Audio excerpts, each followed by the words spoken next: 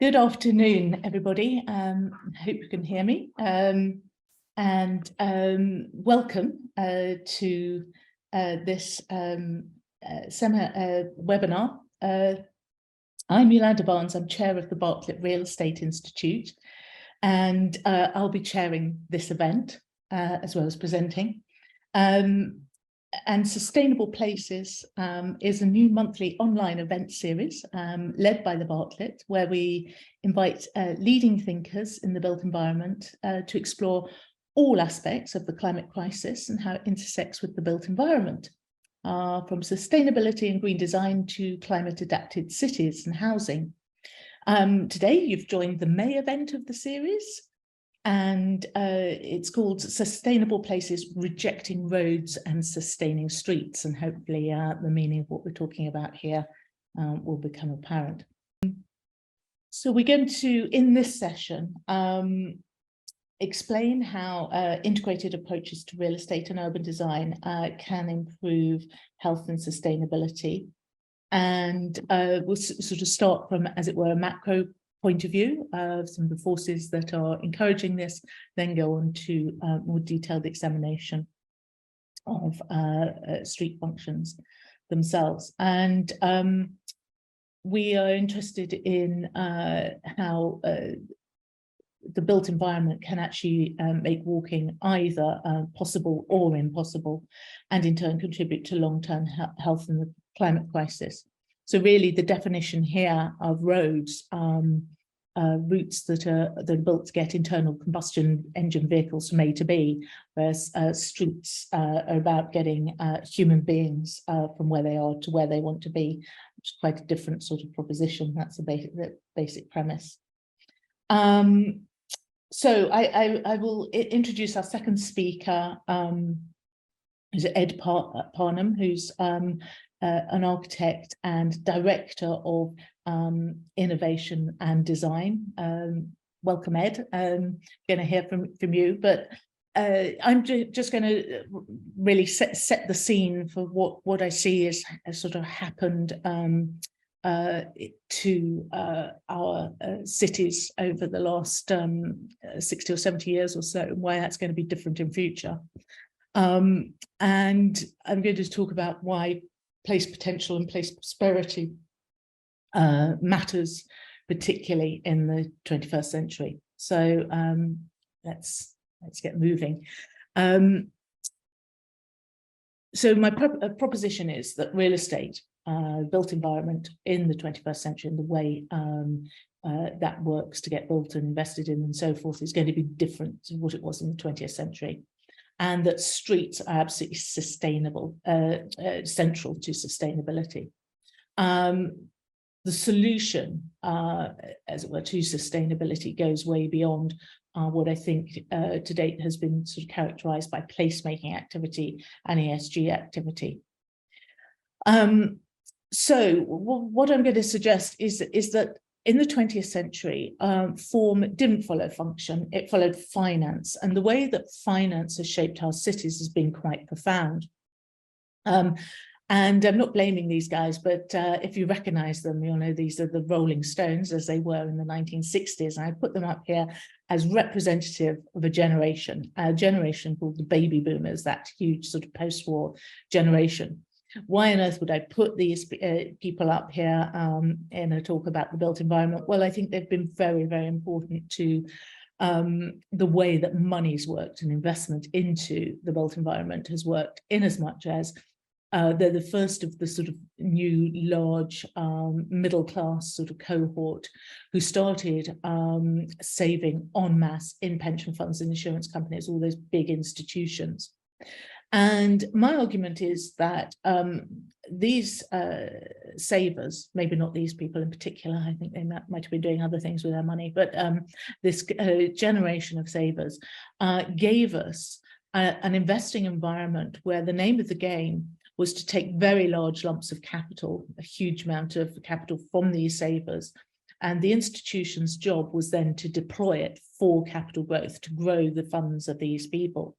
And I think that gave us a particular form that big massive, not necessarily even tall, but certainly massive and tall buildings in single use, attached to sort of city infrastructure, like new road schemes. And this example here is close to UCL. It's Centre Point in at the bottom of Tottenham Court Road, now redeveloped and repurposed, I think, quite interestingly. But when it was built back in 1963, it went hand in hand with a new sort of road gyratory, which arguably it's never completed or worked. And the interesting thing about this building is that it never let. But it performed perfectly adequately as a piece of investment because it kept being traded at ever increasing rates. The fact it was never fully let ever in its lifetime as an office actually didn't really matter. And what I'm going to, I hope to show is that that is a feature, a very peculiar feature of the late 20th century. It can't be repeated. And it's going to change the nature of real estate investment. The other thing that's going to change the nature of real estate investment is the fact that the baby boomers have now aged and they're pensioners. And those same institutions that were investing all the money in big capital lump sums, in big lumpy buildings, in single asset classes, are now having to find income to pay pensions. And that changes a huge amount in the world of real estate investing. The late 20th century economy, if we look back on it, certainly in historic terms, and this graph shows Bank of England base rates going back to 1694, so a nice long run of data. We had a couple of centuries, a bit more than a couple of centuries, where interest rates averaged 4%, give or take. And what we see at the end of that graph is the late 20th century, where post-war inflation and massive rises in interest rates were a complete aberration historically. This graph stops sort of at the point of quantitative easing, and yes, inflation has definitely come back into the system, and yes, interest rates are rising, but we're now talking about high rates being, guess what, around 4%. So we're back, it looks like we're back to, or potentially back to much low inflation, lower interest rate general environment going forward. That's important because it means there are some significant differences between the sort of the drivers of growth in the late 20th century and what we're looking at now. I've tried to characterize them in this slide here. So what we've got is a 20th century situation with high interest rates. Now, high interest rates mean there are short payback periods.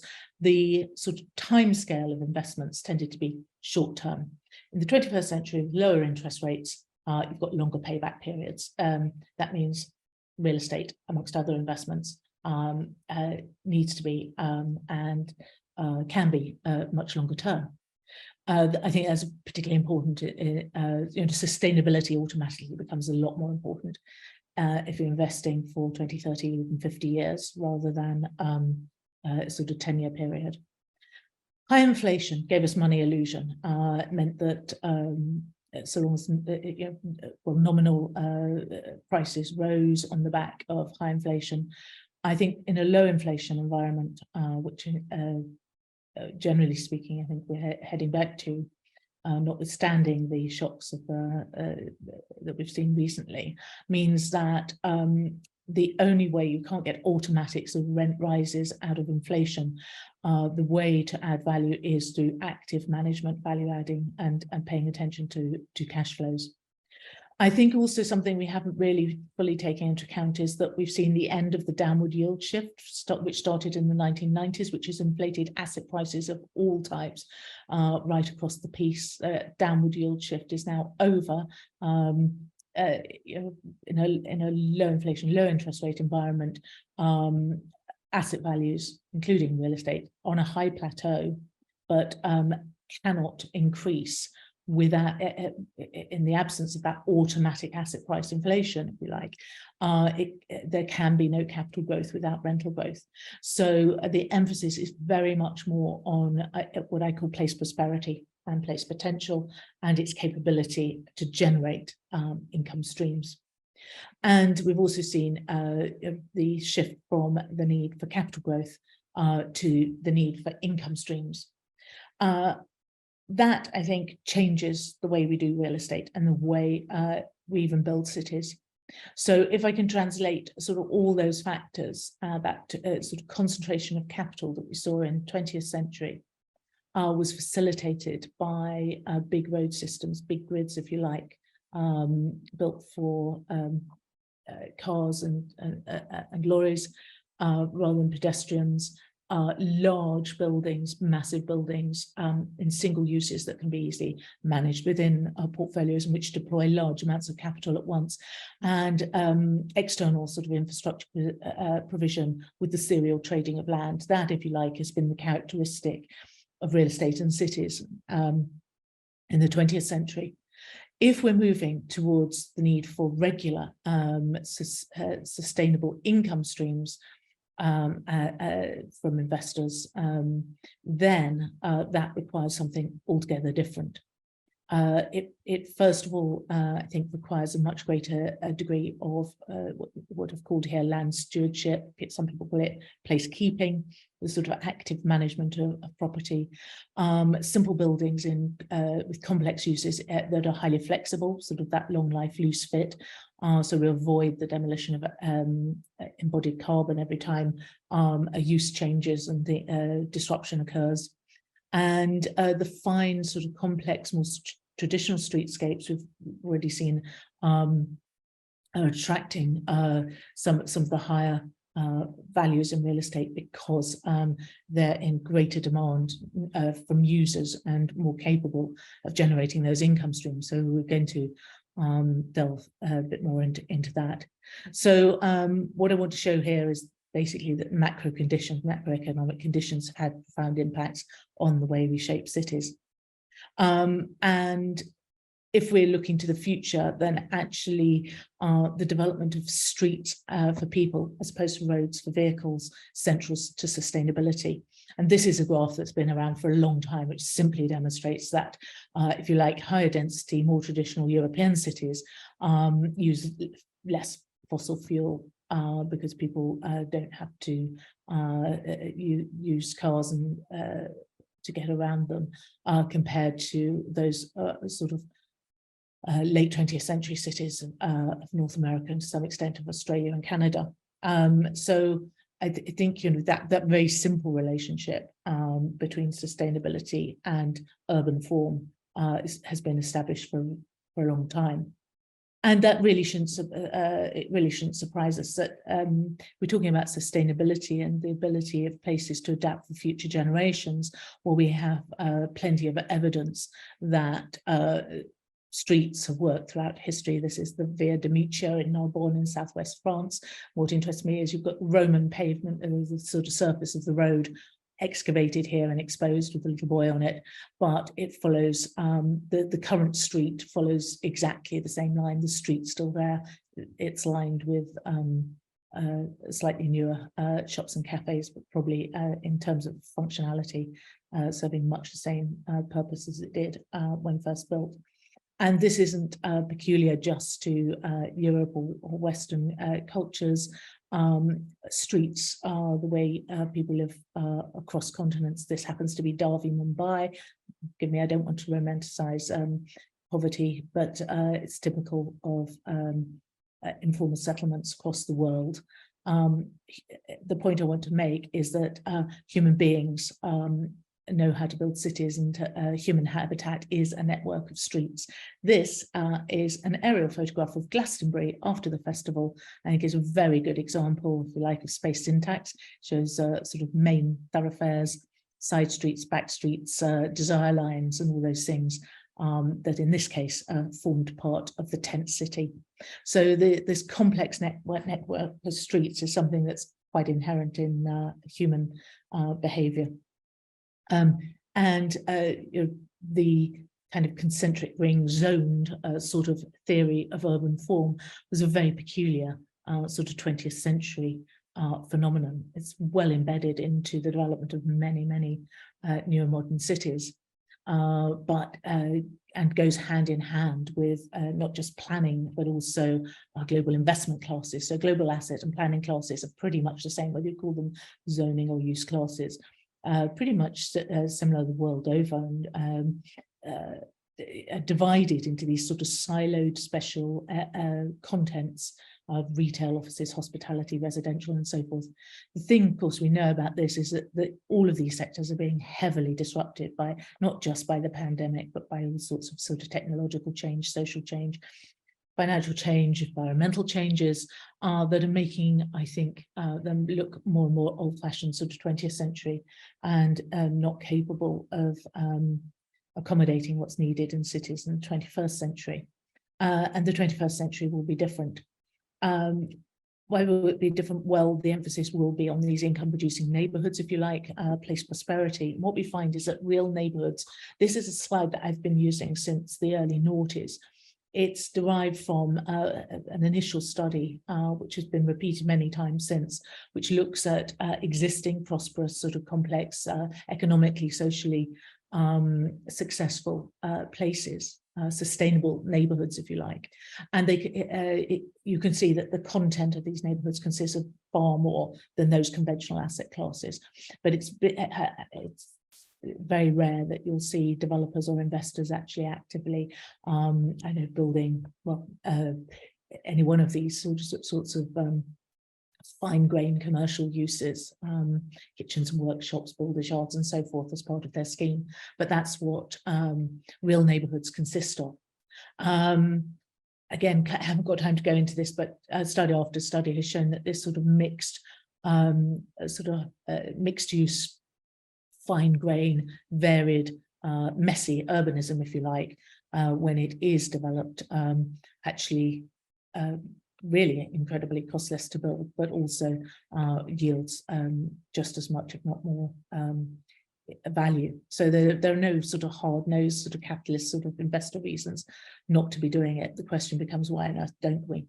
And I think it's partly because it's very complex to do something different. And this is, I think, the way the 21st century sort of models are going. This is from Helen Paneo's excellent book on healthy urbanism, where she makes the case that we have to think in a much more systematized way about healthy cities or sustainable cities.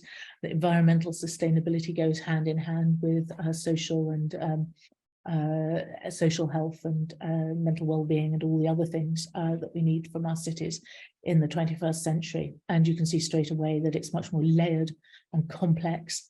Yesterday, the Geospatial Commission came out with an excellent report which made exactly this point. We have to think about much more layered and complex land use systems.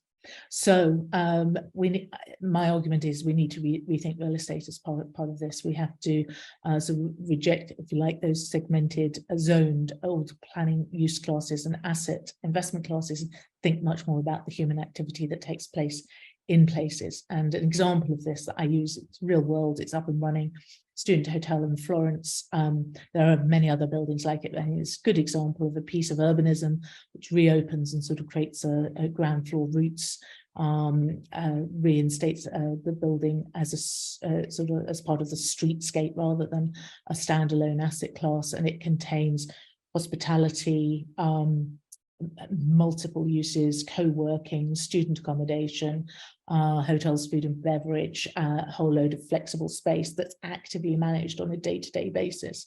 I think this sort of active management and stewardship of place is very much a part of the streets of the future, if you like, and the whole sustainability piece. So in conclusion, what I want to suggest is that ESG, the consideration of these very complex systems altogether and the governance of them, is actually the answer to real estate investors. It's not, as it were, a difficult question for them to tackle. It's actually part of the solution of going into the 21st century sort of environment of financial environment and economic environment, as well as environmental and social. Therefore, we have to be thinking about systems, not silos, and streets, not roads. And at this point, hopefully, I'll be able to hand over to Ed to talk a bit more about his work on the integrated urban model. Okay, thanks, Yolande. I'm going to try and share. And okay, is that coming through? I can see it. Okay, well, hopefully everybody else can as well. Yes. So I'm going to pick up some of those conversations and think a bit more about the way that we design cities and places and how we can understand them better to enable these positive outcomes, and think about the way that we can contribute to a whole series of different things. Really quick bit of background for Space Syntax. We were a spin out from the Bartlett over 30 years ago. We apply Space Syntax methodologies and tools to real projects, and we do that by leading design teams, contributing to the work of other planners and other designers and architects. We do training, we do research, and we also provide digital outputs, which might be data sets or might be particular tools. So the starting point is thinking about what are the characteristics of places that are more sustainable, and thinking about the daily activities and behaviors that contribute to these more sustainable outcomes. And that means across a whole range of different factors. Now, one of the things that we can see is that there's more and more, you see more and more research being published linking things like walking, being active every day, to positive impacts, whether that is around health and well-being, mental or physical health, also in terms of reduction in or less greenhouse gas emissions as a result of people walking and cycling rather than driving, but also benefits in terms of supporting local businesses and local economies. So we know that it's really important to encourage walking because it supports all these impacts and benefits. And these have all come from the gear change policy, which is about trying to get more people walking and cycling. It's about 2 years old now. But what we also know, I don't know if people have seen this, there's a report that came out that was put together by the RTPI, again, a year or 2 years ago. And what this was starting to look at was actually, if you look at most of the planning permissions that have been granted between 2015 and 2020, there's still a huge proportion of them are in places where there's a huge advantage to having a car. It's much easier to get to the things that you need to every day if you can drive, whether that is getting to work, getting to the doctor, to school, those sorts of things. And so there's a question in here, which is really that we know there are lots of benefits to places where you can walk more. We're finding it really hard to deliver those places. And so really what we need to do is, and what I'm going to really talk about, is that if we want to enable positive outcomes, and those outcomes happen through people walking and cycling more, we need to better understand the environments that allow these activities and the behaviors to happen. Now, we've done quite a bit of work in the last few years around health, and health is a really interesting lens to look at these outcomes through.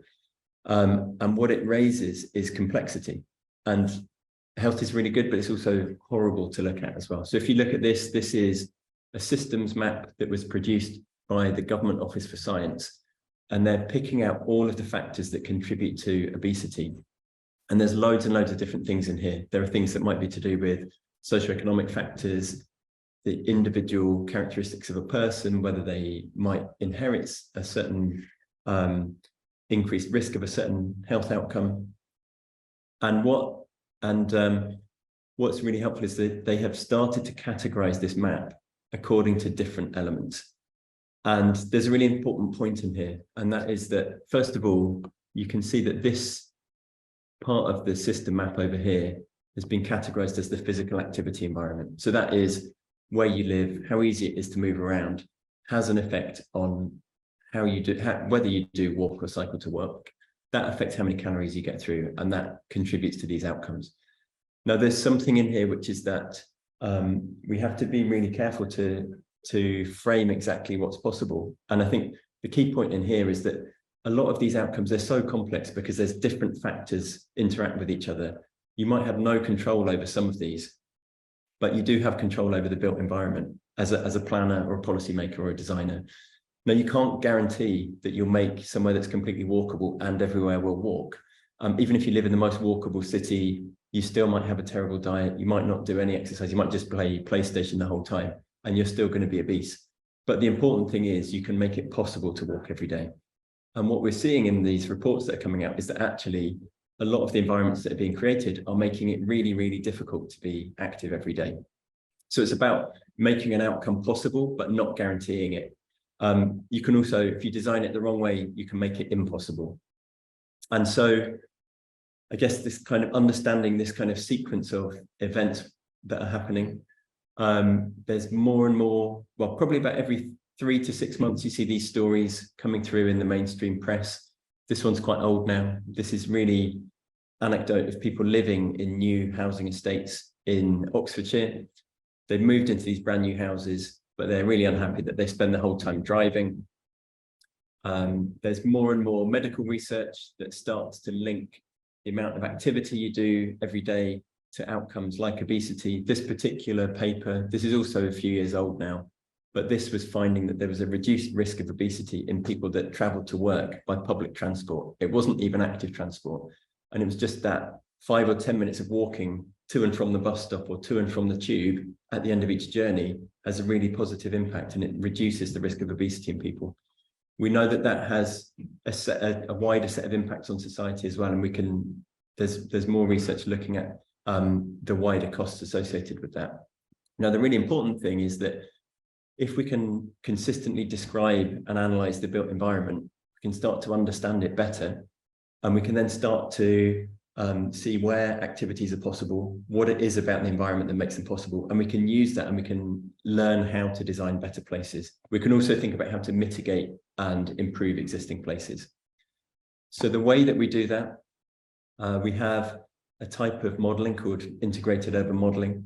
And what this does is it starts to think about cities and built environments as a set of systems. And we group those systems together into families. We have a family of urban form, which is things like the street network, the land use, density, public realm, mobility, so different forms of transport, and infrastructure. And what we do is take data on each of these systems. So we take the street network, we can start to analyze the street network in isolation, so we can look for the hierarchies of connectivity within it. We can see better connected places and worse connected places. We can see how that changes across different scales. We can link that to, or we can look at land use, where there are certain distributions of land use. We can think about density. We can take public transport timetable data. We can spatialize that, and we can link all of these things together. So we can look at them all in isolation. But the really important point is that you can also see how they work together from the point of a person. And to explain what that means, this is something called the walkability index. And what this does is it takes every building and it starts to go through only the spaces you can use if you're walking. It will start to then measure and categorize the land uses you can get to, and it will produce this index. So if you're in a red building, you can get to more land uses within 15 minutes than if you're in a blue building. And this is taking account of things like the, if there are pedestrian-only paths, it will be using those. If there is a motorway that cars can drive along, but you can't walk along, it won't be using those to access wider land uses. So we have this walkability index. We have that processed for the whole of the UK. And last year we did a bit of research, which was to understand where do people walk across the whole of the country, or across England. We did a whole load of kind of data science and made regression models, and we're starting to look at, could we explain what were the consistent, significant characteristics of places where more people walked. And part of that was just exploring data. And these are quite interesting points to bring up, because I think they highlight some of these questions about complexity. Now, one of the things we can see is, if we're just looking at demographic characteristics, if we're looking at age, how does age relate to the walkability of an area? And what we start to see is that the most walkable parts of a city, which often are the city centres, actually tend to have quite a narrow age range living in them. And it tends to be that people who are kind of below 18 and over 44 don't tend to live in the most walkable urban centres. We can see there are other characteristics that the more walkable parts of a city, the places that score highly on the walkability index, tend to have smaller houses. And in some ways you might expect that. That relates into this whole question of typologies and how bigger residential units tend to be houses with gardens, because they take up more land, the densities are lower. That effectively means that the distances between things are further away. So in some ways you would kind of expect those things, but there's something interesting in the way that you can start to see typologies and location and ages all starting to mix together. You can also start to see another characteristic, which is that if you're looking at age and car ownership, what you find is that the number of cars per house increases with age. Once people get above 45, it tends to be that suddenly there's a big increase in the number of 2-car households. And so again, you can kind of trace it through that maybe people are moving, maybe people are having families in their kind of 30s, moving to places with bigger houses, which are less central, where you actually need a car to get around. So there's a whole load of kind of wider systems thinking that contributes to this, but which is really important because you can use that to think about policy decisions and where you allocate land for housing and what density it is and what type of units and how affordable it is. And all of those things need to fit together. Now, the other thing which was quite interesting in looking at this was just the relationships between city size and car use. And we've got 2 measures down here, which talk, there's space syntax measures that talk about the intensity of the street network. And they talk about how that works at a very local scale, but also about how that works across a whole city. And one of the things which is interesting in here is that you can see in the places that have a higher local intensity, you get more people walking, and you get so you get higher levels of people walking in the places where you get really intense street networks. But when you get bigger cities, the bigger cities tend to have less people walking overall, but they have an increase in the number of no-car households, the number of people that are traveling to work by public transport and by active transport. So it's really interesting the way that there's these multi-scale characteristics all happening at the same time and all fitting together. So we made a multivariate regression model. What we found across the whole of England was that if we took all of the local authorities, we took 330 local authorities, we could predict travel to work really accurately. We were getting a really good correlation for almost 0.9 R². We've colored these dots so that you can see how they compare to the walkability index. And what's really interesting is that you don't get places where few people are walking so you tend to get high levels of people walking in the places that are walkable. So what that means is that the explanation of the built environment is starting to really show where people are walking. You don't get these kind of big outliers where lots of people are walking and it's a highly walkable area. So you only get low levels of people walking where it's not very walkable and high levels where it's walkable. Now, this model had 3 components in it. It had places where more people walked, had higher populations in this age range, fewer households with children. And I guess this is picking up this a wider system thinking and this question of lifestyle, that if you've got kids, you probably have less time available to walk to work, or you probably live away from those walkable areas. Now, the really important thing that we're finding with this was that the 3rd significant component of the model was the walkability index. And here it is showing it at MSOA area instead of local authority area. So this is testing it across 7,000 different points, or more than 7,000, sorry, rather than 300. Again, we're still keeping a really high correlation. The really important point in this is that if you're a local authority or you're a designer and you're trying to create somewhere that encourages walking, you can't really control your population. You can't change the age of your population and you can't change the number of households with children. But the bit that you have influence over is the walkability. And that means that you can design the built environment in a way that makes it possible to walk to work. The only other point I'd quickly bring up from this was that one of the really interesting points was that we'd quite often heard this argument that people only walked when they couldn't afford to drive. And one of the things we found was that that wasn't the case, that was a really inconsistent finding. So that income isn't part of this model because it wasn't making a stronger correlation. So what are the characteristics of somewhere that's walkable? We can start to take the data that we had. So if we take the walkability index, we've got red is showing you more walkable, blue is less walkable. On the x-axis, what we're looking at is the length of the facade or length of each block.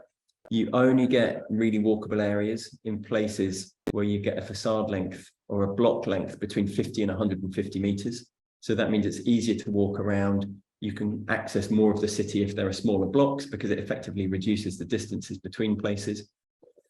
What we also found was that it's not just the local characteristics of the way that the urban blocks fit together. It's also important the way that the blocks are structured into a wider system of streets. And again, we could pull out a different scatter.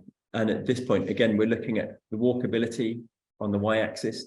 And this time we're looking at the number of street segments that you can connect into from every individual street. What we're finding is the places which are most walkable mean that you can directly connect into between 4 and 6 other streets. And what that means is that you're part of a street network that's connecting you into the wider city. That means we can do 2 things with it. We can start to profile existing places, and we can look at where you've got all the conditions in place for high levels of walking, but it's not happening. You can look for these mismatches. And that then means that you can start to speak to the people in those areas. You can be really precise. You can work not just at city level, but you can zoom into particular areas, and you could start to talk to these people to understand, it looks like your part of the city is very walkable, but very few people are walking. Why is that? Is it to do with feelings of safety and street lighting or busy road or those sorts of things?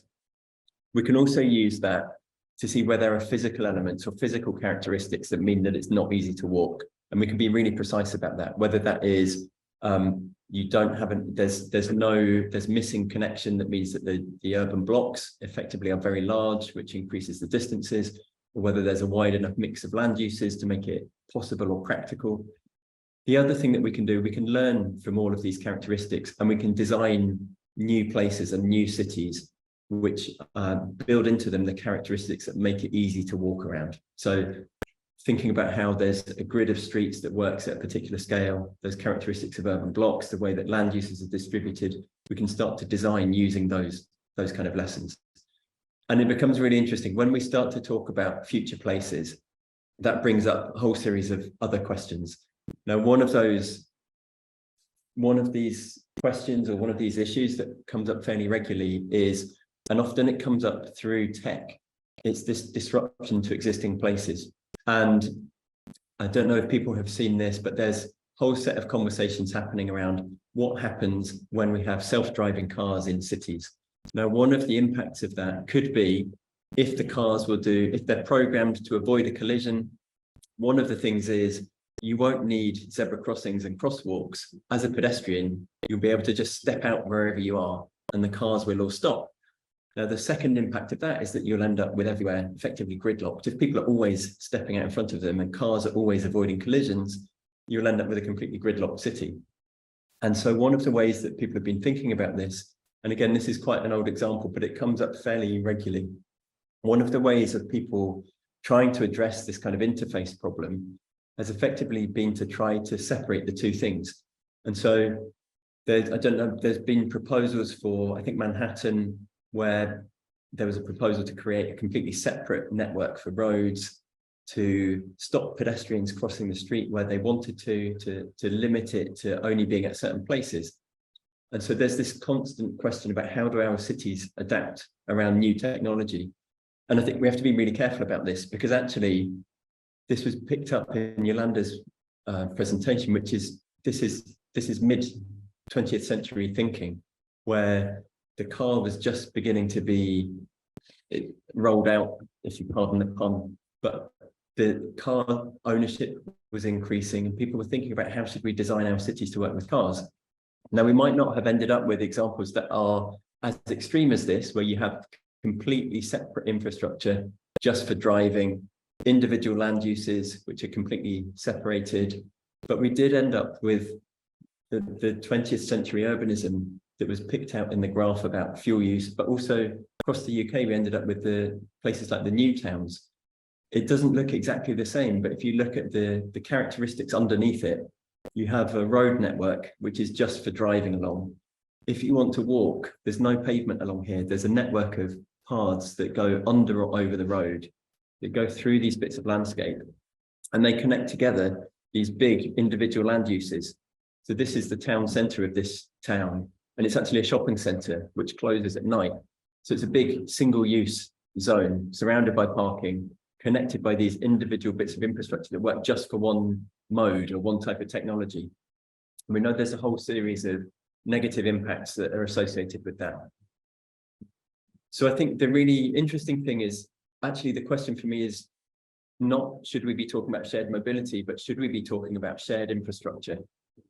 And this is where streets become really interesting and really important. And you can see streets are really good at mixing together different modes in the same space at the same time. You can mix people walking, cycling, people driving, buses and public transport. Streets can become really adaptable to become some of those messy spaces. And whether that is to do with the particular land uses or the activities which are happening in the ground floor of buildings, taking advantage of people walking past and starting to take over bits of the street at certain times, or streets being closed and forming markets at other times. They're really, really adaptable. There's also another example that I wanted to show really quickly, which was that there's a lot of thinking around, particularly when you think of it from that tech point and from self-driving cars, that's really only looking at streets as doing one thing, which is about moving people. If you take this example, this is Kingsland High Street or Kingsland Road in Shoreditch. This is the same building. You can see the graffiti at the top. This is the front kind of, or the front of it facing the people. This is the entrance to the shops, the restaurants, those sorts of things. You also need to accommodate all the kind of messy, dirty things. So where does the rubbish get collected? Where do the deliveries come in? Where do people who are working there park or leave their bikes and things? And that's where streets can become really adaptable and really flexible. So the summary of this really is that the towns and cities which are more sustainable, and by more sustainable we mean moving around less by car, have got a set of consistent, measurable physical characteristics. So that's things like the street networks, the size of the urban blocks, the size of the plots that make up those blocks, the mix of land uses. If they're designed in the right way around people, about being able to move around easily on foot and to be legible to people, they can be really sustainable and they can encourage the activities which have positive, more sustainable outcomes. And I think that the real kind of key point of this is that if we become too hung up on designing those systems around an individual technology, then we risk upsetting the kind of key point which cities are really good at.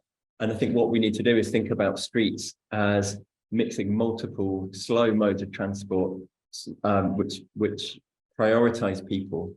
And if we do that the right way, we can make it possible for these positive outcomes to happen. So at that point, I'm going to stop sharing, hand back to Yolande, and we can see if we've got questions. Thank you very much indeed, Ed. That was fascinating. We have got some great questions, which I'm going to try and sort of summarize in a kind of conversation with you rather than sort of go through one by one. But there was a very good point made about blue-green infrastructure, and I'm conscious that I did leave that off my sort of illustration of all the messy fine-grained uses.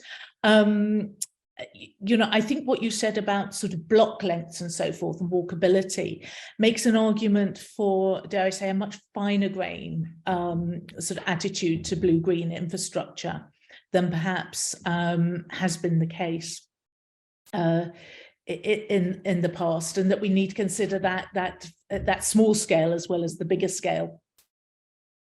Yeah, actually, that's a good point. I think if you took the example of the new town I was showing was Skelmersdale, and one of the characteristics of that new town is that everything's separated by these really large swathes of green, and people aren't especially happy using them. They don't feel safe. They're not busy because of the way that the wider network works, and because of the way that land use is distributed. They tend to feel very empty, and people feel not very safe. I think one of a kind of a comparison, or something that might be interesting to kind of think about, is if you look at the center of Chicago and you look at the Loop, it has a canal that goes all the way around the center. And one of the difference between the way that the center of Chicago and somewhere like Skelmersdale works is, I know that sounds like a strange comparison to make, but one of the differences is that if you look at Chicago, that canal doesn't break up any of the street network. There's a bridge every 60 to 100 meters. And so that blue infrastructure is completely integrated in the city, and it doesn't create a barrier or something which is difficult for people to move around. So I think there's something in there which is, I guess, Yolande, if you're thinking of the smaller, fine-grained urban blocks, integrating it within that becomes much easier, and it becomes less of a barrier to people moving than in places like and I Stones. suppose Amsterdam is a absolute exemplar of that fine grain sort of blue-green infrastructure. There's some lovely questions. There's one talking about friendly sustainability, which I really like the idea of friendly sustainability, which I think perhaps is common in both of these sort of talks, is this sort of refocusing, because there's a lot of there are a lot of questions about how on earth do we do this. So how do developers do it, and what do we do? And it seems to me that sort of putting the emphasis on human activity instead of, say, the movement of cars or these sort of top-down sort of economic uses actually facilitates this fine grain urbanism much better. And I like the way the integrated urban model actually combines not just how walkable a place is, but where people are walking to and what they're walking to. So the presence, if you like, of the right mix and scale of amenities as well. Yeah, and I think there's another point to think about here as well, which is I think one of the risks, I think that if you link it into the conversations around things like the 15-minute city, I think it's really good that people are talking about it. But I think one of the risks of it is that as soon as you give something a name and it becomes a kind of a thing, it has a set of physical attributes attached to it. And I think one of the risks around the 15-minute city is that it means that people only think about things very locally or within a very, and the kind of follow-on impact of that is that you could potentially end up with cities where you have a whole load of very small local centres which are somehow independent from each other. And what is really important, and what makes cities the things they are, is the way that they work across lots of scales all at the same time. And it's not just, it's partly how your local centre is part of a wider network of centres. Bill Hillier, who was one of the founders of Space Syntax, had a way of talking about centrality as pervasive centrality. And this idea that what he meant by centrality was that it was these more active places that were not purely residential, and that the intensity of centrality varied across the city from a very strong kind of major centre that you might think about to very local centres, but they were all connected through a network of streets. And this characteristic of centrality pervades the entire city, but is more and less intense in different places. So I think the really important thing is to be able to think about how cities work across multiple scales at the same time. And whether that's, so really it should be 15-minute city and 10-minute and 5-minute, but also 30 and 45 as well. Well, maybe the answer is to stop thinking of particularly residential use as just a single kind of sleeping use. If we think about home and what we love and like about home, it's not just a housing unit. It's as much about what happens when we step outside the front door, isn't it? And I think this is where these very segregated sort of use classes really are unhelpful. That actually we live in neighborhoods, and we need to be thinking about what makes a good neighborhood, and how we maybe start dividing the big street blocks into more neighborly sort of places, and are a bit less hung up about the sort of economic, especially in this post-COVID sort of working from home era, what sort of economic activities are taking place under the roof. I mean, I don't know what you think about the idea of sort of, classifying active frontages rather than, a specific economic use might be more useful way of sort of. I think that would be great. I think the other part of this is the whole, I guess, the environment and planning policy, which is often about identifying land for housing. How do you allocate your housing growth? How do you accommodate your housing growth? Not how do you accommodate urban growth, or it's a different thing. And I think it's partly, again, when you were talking about the asset classes, that's kind of mirrored in policy a bit. And then if we were able to get away from allocating housing numbers to say, okay, you're going to need a certain number of people to live here, but that can happen in a certain in urbanism, not in just housing. I think that's a key point as well. And that actually, I think, argues very much for this co-creation sort of idea of doing things with communities and with them rather than to them, I suppose. It often strikes me that so-called NIMBYs often have it right. They're very concerned about the provision of all the other services that go with new populations arriving. And probably much more cognizant of what is needed in a local neighbourhood to make it better than any kind of top-down planner or developer can be. So I'm conscious that I have to sum up now, but we're arguably talking, I think, in a systematized approach, it's sort of rather than a siloed approach, about turning upside down the models from a top-down sort of imposed development of our cities and urbanism to a much more bottom-up, fine-grained sort of people-centered approach. I think if we have to summarize what sustainability means in this context, maybe that's a way to do it. So I'm being told that we've got 1 minute to go. So all that remains for me to do is to thank you very much indeed, Ed, for what I think was a fascinating session. Thank you very much for that.